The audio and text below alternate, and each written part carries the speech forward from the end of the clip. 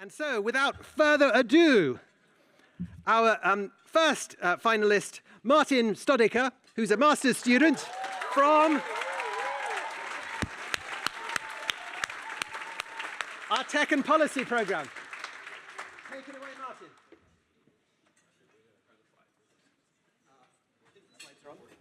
And the clicker. Is this it? Cool. Yeah, okay.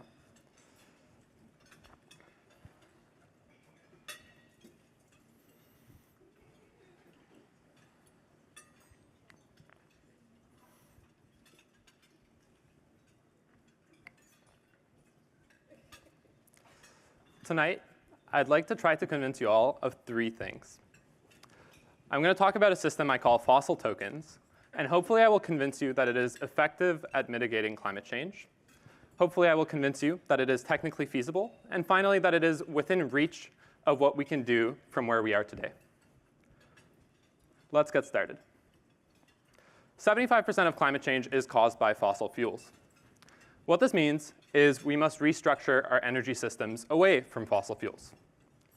The good news is we have the technologies to do this at least most of the way. We have electric vehicles, renewable energy, energy storage, et cetera. The challenge is a lot of these technologies are expensive, and we lack the incentives to roll these out at scale. Governments have tried different things, tax credits, carbon tax, restricting fossil fuel extraction, but each of these have their own drawbacks and challenges. So here's an idea. What if everybody knew the amount of fossil fuels used in making every product they might purchase? What if you could go to the grocery store and come back home and open up an app, and it would tell you exactly for each item you purchased how much fossil fuels were used to produce it? In this case, the apples used 0.2 kilograms of CO2 to make that product. What if this app was actually your banking app, and you could see it for all of your purchases over the last month? Now, if you think, Martin, nobody's going to care, I don't blame you. In fact, we've seen similar efforts with all these labels, and the entire point of these labels, in theory, is to empower consumers to make better purchasing decisions. But the truth is, eco-labels are marketing tools, and they overwhelm us, and we don't really trust them often, and for good reason. A lot of these eco-labels are created by industry groups and have lower performance standards.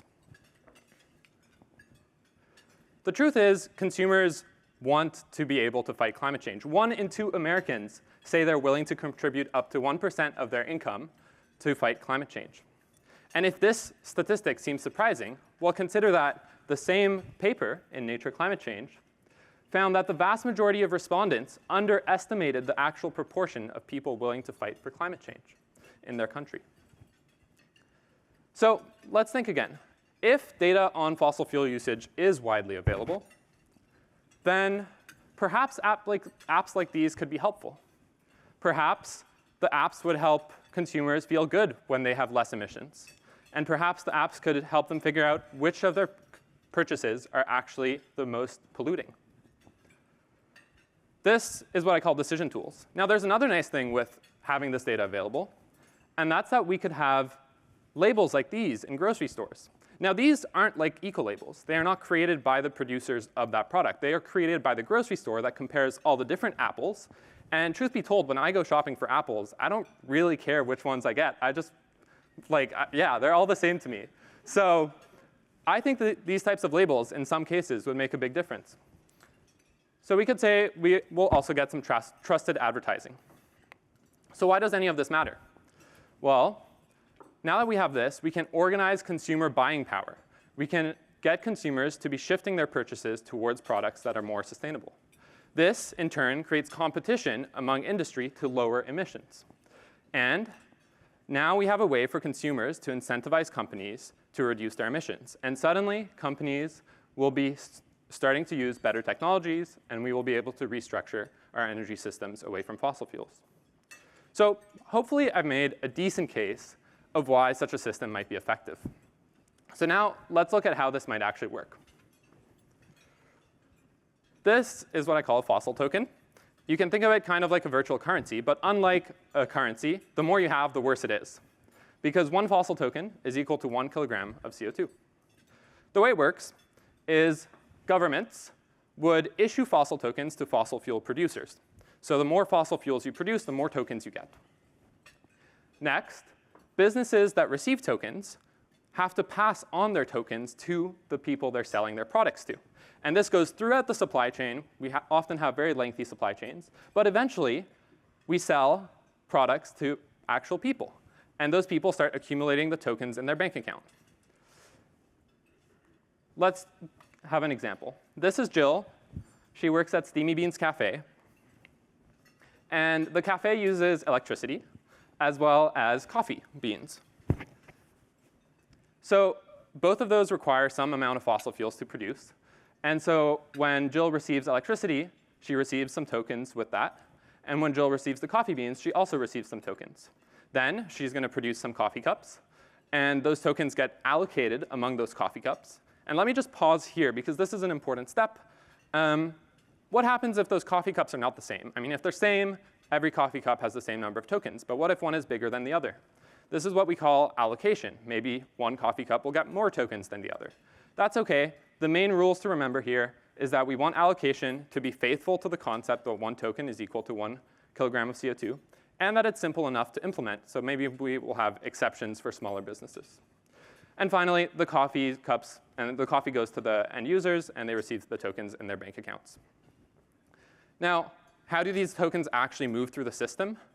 Well, I propose that the tokens are actually managed by the banks. So each of these companies has a bank account and a bank, and Steamy Beans Cafe is going to pay for the coffee. But when Steamy Beans Cafe sends the tokens over, in exchange, sends the money over, sorry, in exchange, tokens are sent. And then the coffee beans are also sent. So to recap, tokens are handled by the banks and transferred upon payment. And that's that. And finally, for the last part, I'd like to read a segment of my essay that hopefully will try to give a story as to how this is not so far out of reach of where we are today.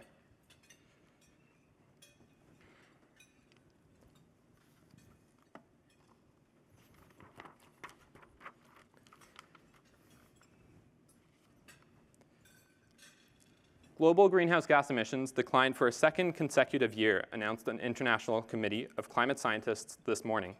Such an event hasn't occurred since the 1991 collapse of the Soviet Union. This time, however, improvements in quality of life haven't slowed. How did we get here? In my retelling, our story starts in the city of Calgary, Alberta, in 2025. Jamal and Paul Pavlov were brothers and gym bros. Yes, you know what I mean. Gym bros, those deadpan, bulky men in skimpy outfits who emit tiny grunts when they lift their heavy but not that heavy weights. If you ever happen to start a conversation with one, you'll find they're surprisingly friendly and pleasant to chat with once you get past the unsolicited financial advice. Connoisseurs of the gym bro type also know of their obsession for nutrition. Fueled by gooey green protein shakes, they measure, track, and allocate their intakes of fats, carbohydrates, and proteins at every meal. But back in 2025, doing so was a tedious task. Apps like MyFitnessPal would help them scan the barcodes on their grocery items to automatically sum up the nutritional content of their grocery runs. Still, scanning every grocery item with your phone's camera was like going through self-checkout twice, but worse. Jamal and Paul had the brilliant idea to launch a credit card for gym bros, FlexCard. Its particularity was that it recorded not only the usual transaction data, but also data on which items were purchased. This way, users could automatically obtain the grocery's nutritional content without scanning any barcodes. The startup was a success. Tabloids printed headlines like astonishing new credit card to become ripped in 50 days. While it's hard to verify the card's effect on muscular gains, FlexCard was truly astonishing. Unlike Costco, Walmart, Target, and Amazon, who had previously launched branded credit cards, Jamal and Paul had no leverage to negotiate a deal with the banks. Instead, they had to get their cards issued via Stripe, a financial service provider that kept a significant cut of the transaction fee revenues. Moreover, the payment terminals that the cards interfaced with didn't have access to the purchase data they needed to collect. Only the cash register software knew the details of what was being purchased. Undaunted, the brothers offered to share their profits with Safeway, a popular supermarket chain, under the condition that it tweak its cash register software to make the purchase data available to consumers through their credit cards. Their solution around the payments terminal's restricted capabilities was particularly innovative. The cash register software would post an encrypted copy of the purchase data online and send the requisite decryption key to FlexCard via an unused field in the payment terminal's transaction protocol. The gambit worked. Once Safeway upgraded their software, other supermarkets followed suit, afraid of losing out on Calgary's lucrative gym bro clientele. FlexCard quickly proved too popular for its own good. Many restaurants and fast food chains happened to be using the same cash register software as the supermarkets, and therefore easily upgraded their system to support FlexCard. Weight loss apps, grocery list apps, medical apps, travel apps, and budgeting apps all requested integration of FlexCard data into their platform, which the brothers gladly agreed to for a substantive fee. All sorts of shoppers began switching to FlexCard, and the banks issuing regular credit cards became frightened. Groceries amount to 20% of credit card spending and profits. Suddenly, every major Canadian bank upgraded its credit and debit cards to Transact Plus, a nearly identical replica of the transaction protocol FlexCard had pioneered, only renamed to avoid trademark litigation. Before long, FlexCard had been superseded by Transact Plus. The banks had won. Unforeseeably to all involved, Jamal and Paul had triggered a historic chain of events. Through FlexCard, they had created and popularized a system that enabled banks and financial service providers to track, alongside standard monetary data, whatever non-monetary data sellers were willing or required to provide. This development caught the attention of Elizabeth Nash, Director of the Policy Evaluation Department of Environment and Climate Change Canada. She directed her team to write what we now know as the fossil token proposal. While you'll have to keep reading this essay to know the details, suffice to say, the proposal was adopted for political reasons, and today's news speaks to its effect. Thank you.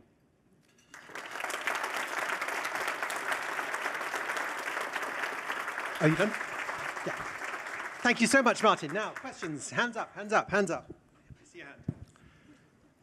So I'm wondering if you could talk about one very notable contrast between the fitness FlexCard case and the climate change case is that the climate change case raises a collective action problem that isn't present in the fitness case. So it might be that people are willing to say, I'd be willing to spend 1%, I think the data was, of my income on an effective climate solution. But they might be thinking an effective climate solution would be one in which there's collective action. It's not, if I'm just unilaterally doing that, it won't be effective. So they're imagining a situation in which people in general sacrifice 1%.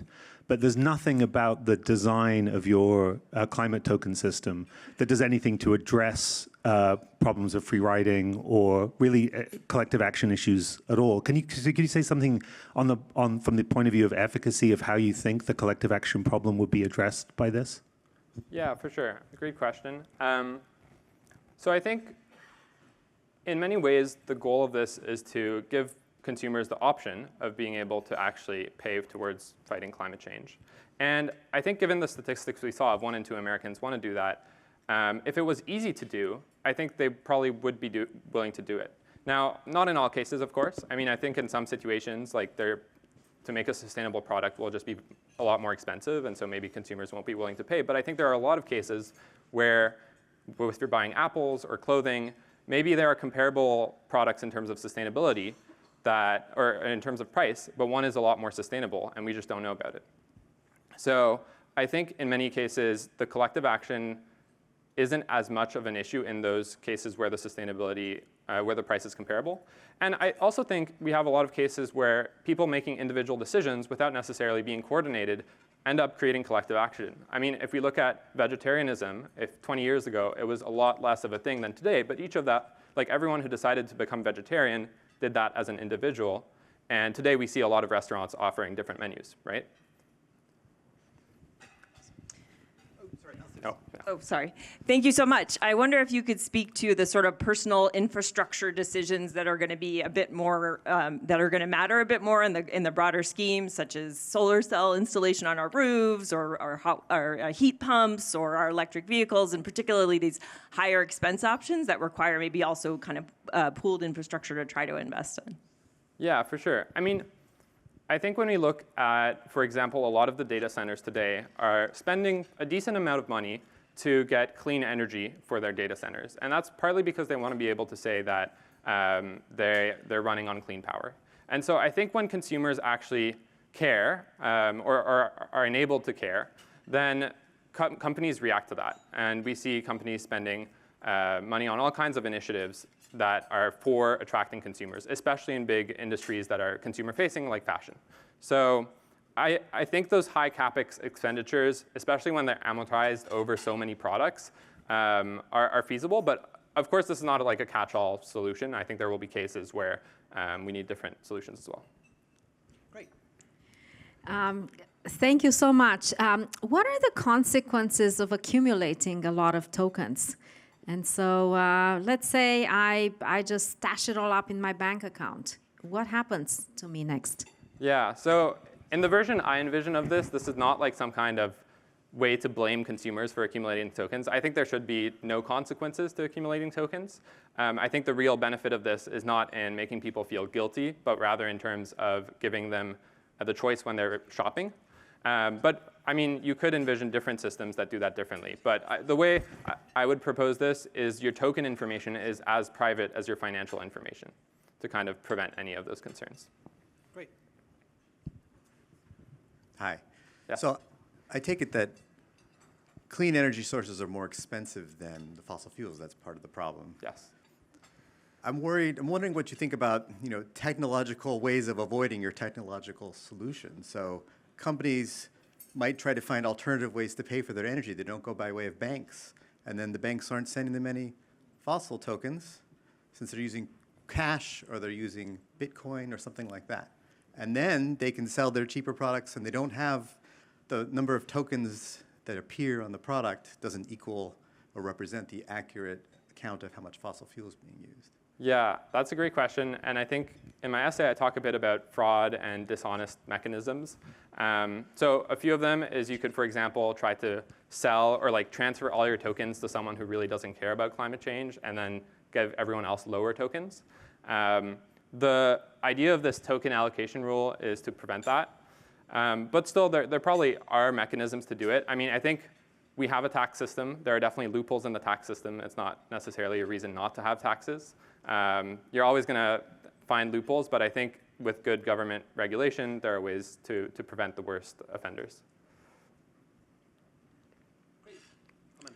Is there a risk that suddenly, even though some large fraction of people might really care about this and want to not accumulate lots of tokens, that you'll get some counterculture of people who take pride in accumulating lots of tokens, and that those might actually then be an opportunity to arbitrage because now the companies can launder all their tokens to those people who want more tokens? Yeah, absolutely. I mean, I think there are memes online of people being like, oh, I ate twice the amount of meat today to make up for all the vegetarians. I mean, in terms of kind of offloading your tokens to specific consumers, I think if you follow typical carbon accounting rules, the idea is basically that the tokens represent CO2. So you can't just allocate all your tokens based on how consumers want. And in the essay, I go a bit more in depth into specific rules that could achieve that to some extent. So I think it would be challenging to just arbitrage between consumers, but yeah.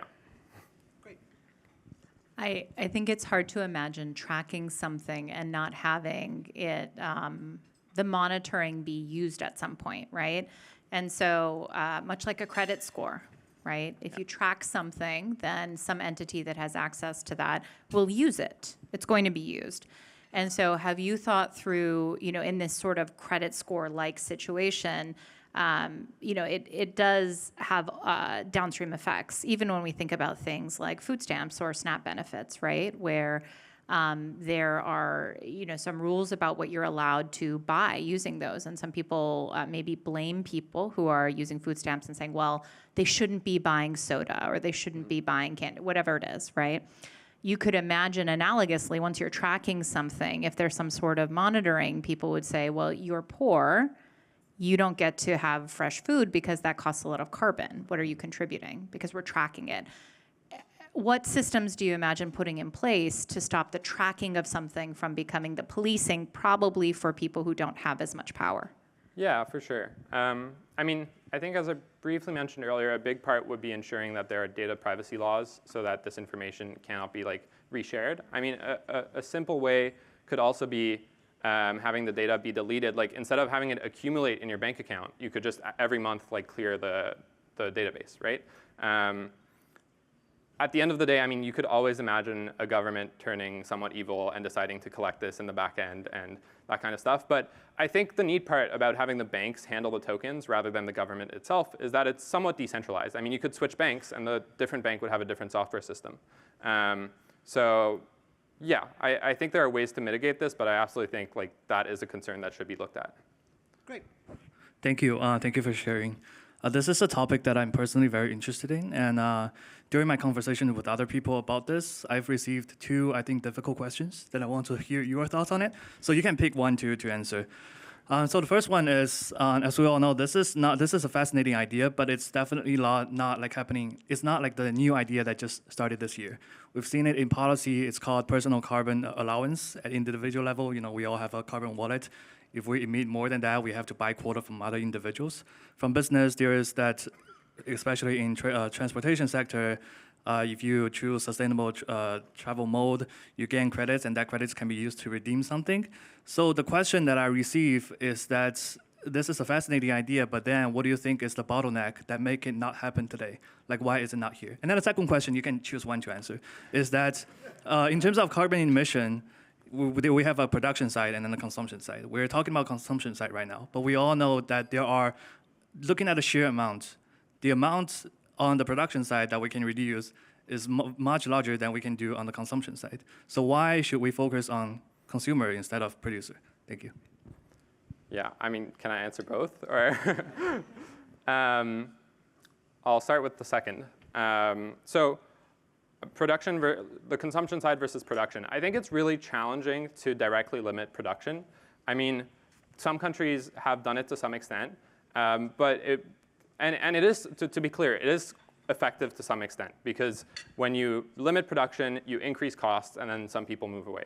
But at the end of the day, it is not going to be fully effective. You also need to be able to limit consumption because if you just limit production, people are also going to just move elsewhere and get their fossil fuels from another country, for example. So I think limiting consumption is equally important, and yeah. For your first question, as to remind me the topic?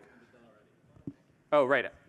So I think the big part about this is that, in the way I've presented it, is that it's a government that's implementing it. And when you have a startup that comes up and says, hey, we're going to do personal carbon accounting, it just becomes one of those other eco-labels. Some people will join, some people won't. People will trust it, people will trust it less. I think to really make change, and this comes back to the collective action problem, like maybe the organizing mechanism to do collective action is having a government supported by its constituents actually go forwards with this proposal and bring people along. So yeah, that would be my main thing. Well, there were, I think, 1,000 questions, and we got through sort of 7 of them. But thank you so much. Thank you so much.